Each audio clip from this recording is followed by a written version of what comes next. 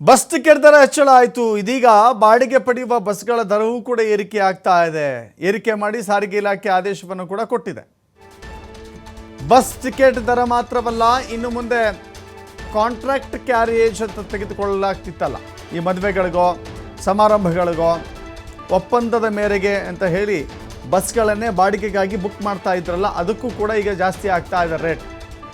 ಸಾಂದರ್ಭಿಕ ಒಪ್ಪಂದದ ಮೇಲೆ ಅಂತ ಹೇಳಿ ಒದಗಿಸುವ ಬಸ್ಗಳ ಬಾಡಿಗೆ ಪರಿಷ್ಕರಣೆ ಮಾಡಲಾಗಿದೆ.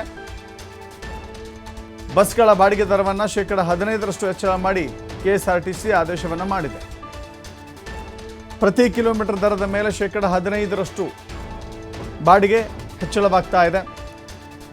ಇಲ್ಲಿ ಸಾಮಾನ್ಯ ಸಾರಿಗೆ, ಅಶ್ವಮೇಧ, ಮಿಡಿ ಬಸ್, ಐರಾವತ, ಅಂಬಾರಿ, ಪಲ್ಲಕ್ಕಿ, ಹೀಗೆ ಎಲ್ಲ ಬಸ್ಗಳು ಸೇರಿದಂತೆ ಒಟ್ಟು 16 ಬಗೆಯ ಬಸ್ಗಳಿದ್ದಾವೆ ನಮ್ಮ KSRTCಯಲ್ಲಿ. 16 ಬಗೆಯ ಬಸ್ಗಳ ದರವನ್ನು ಕೂಡ ಏರಿಕೆ ಮಾಡಲಾಗಿದೆ. ಇವತ್ತಿನಿಂದ ನೂತನ ದರವನ್ನು ಅನ್ವಯ ಮಾಡಿ ಆದೇಶವನ್ನು ಮಾಡಲಾಗಿದೆ. ಈಗಾಗಲೇ ಬುಕ್ಕಿಂಗ್ ಮಾಡಲಾಗಿರುವ ವಾಹನಗಳಿಗೆ ಹಳೆ ದರ ಇಲ್ಲಿ ನಿಗದಿ ಆಗುತ್ತೆ.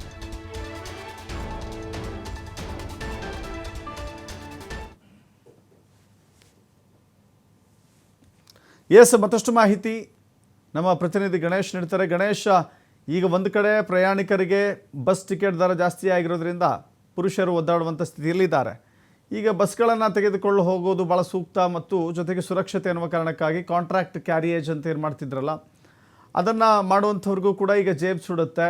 ಇದು ಎಷ್ಟರ ಮಟ್ಟಿಗೆ ಪರಿಣಾಮಕಾರಿ ಆಗುತ್ತೆ ಅನ್ನೋದು, ಜೊತೆಗೆ ಈ ದರ ಏರಿಕೆಯಿಂದ ಖಾಸಗಿಯವರಿಗೆ ಲಾಭ ಹೆಚ್ಚಳ ಆಗುತ್ತಾ ಇದರಲ್ಲಿ ಅಂತ?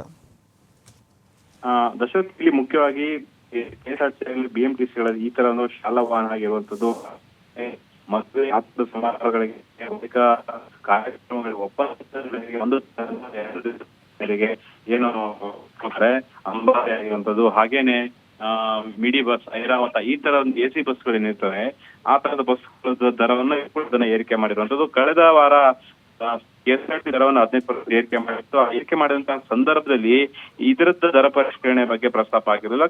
ತದನಂತರದ ಬೆಳವಣಿಗೆ ಸಂದರ್ಭದಲ್ಲಿ ಕೂತು ಸಭೆಗಳನ್ನ ಮಾಡಿ ಅಂತಿಮವಾಗಿ KSRTC ದರವನ್ನು ಕೂಡ 15% ಏರಿಕೆ ಮಾಡಿರುವಂತದ್ದು.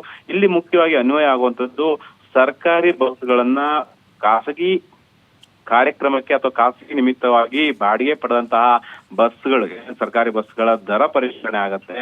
ಅದ್ರ ಹೊರತಾಗಿ ಖಾಸಗಿ ಬಸ್ಗಳು ಯಾವ್ದು ಕೂಡ ದರ ಪರಿಷ್ಕರಣೆ ಮಾಡಿಲ್ಲ. ಅದು ಪ್ರತ್ಯೇಕ ರೂಟ್ ಮಾಡುವಂತವ್ರು ಓಡಾಡುವಂತವ್ರು ಬೇರೆ ಇರುತ್ತೆ.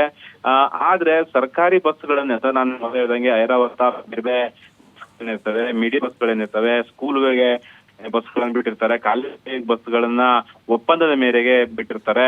ಹಾಗಾಗಿ ಅಂತಹ ಬಸ್ಗಳ ದರ ಪರಿಷ್ಕರಣೆ ಆಗಿರ್ಲಿಲ್ಲ.